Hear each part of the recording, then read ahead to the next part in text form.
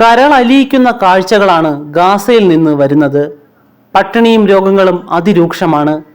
ഗാസയിലേക്ക് ആഹാരവും മറ്റു സഹായങ്ങളും എത്തിക്കുന്ന ട്രക്കുകൾ ഇസ്രായേൽ സൈന്യം തടഞ്ഞു വച്ചിരിക്കുകയാണ്.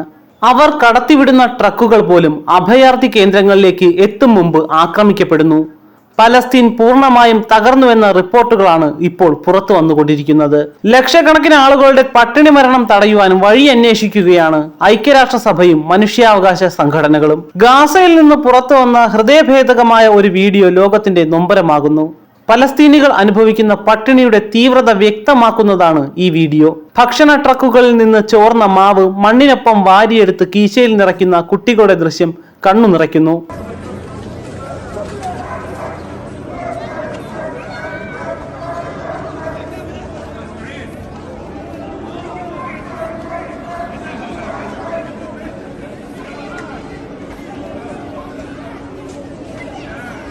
വിശപ്പിനെ ആയുധമാക്കി ഉപയോഗിക്കുന്ന ഇസ്രായേലിന്റെ യുദ്ധതന്ത്രത്തെ ഐക്യരാഷ്ട്രസഭയടക്കം അതിരൂക്ഷമായി വിമർശിച്ചിരുന്നു. ഇപ്പോഴിതാ ഗാസയിലേക്കുള്ള ഭക്ഷണ സപ്ലൈ പൂർണ്ണമായും അവസാനിപ്പിച്ചിരിക്കുകയാണ് ഐക്യരാഷ്ട്രസഭ.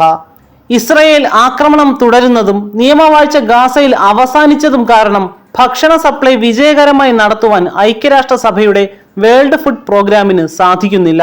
ഭക്ഷണത്തിന് വേണ്ടി ക്യൂ നിന്നവർക്കു നേരെയും ഇസ്രായേൽ വെടിയുതിർത്തിരുന്നു. മാത്രമല്ല, ഭക്ഷണം കിട്ടാതെ വലയുന്ന പലസ്തീനികൾ ട്രക്ക് ഡ്രൈവറെ മർദ്ദിച്ച സംഭവങ്ങളും ഉണ്ടായിട്ടുണ്ട്. തുടർന്നാണ് ഫുഡ് സപ്ലൈ നിർത്തിവെക്കുവാൻ സംഘടന തീരുമാനിച്ചത്. കൂടുതൽ സുരക്ഷയോടെ ഭക്ഷണവും മറ്റു സഹായങ്ങളും ഗാസയിലേക്ക് എത്തിക്കുന്ന നടപടികൾ തുടർന്നു വരികയാണെന്ന് സംഘടന എക്സ് അക്കൗണ്ടിലൂടെ അറിയിച്ചിട്ടുണ്ട്.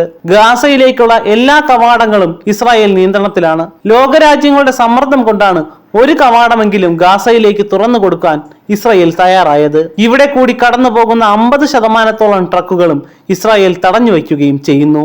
റമദാൻ മാസം ആരംഭിക്കുന്ന മാർച്ച് 10-നകം ബന്ദികളെ വിട്ടു നൽകിയില്ലെങ്കിൽ റഫ നഗരത്തിലേക്ക് മിസൈലുകൾ തൊടുക്കുമെന്നാണ് ഇസ്രായേൽ ഭീഷണി മുഴക്കുന്നത്.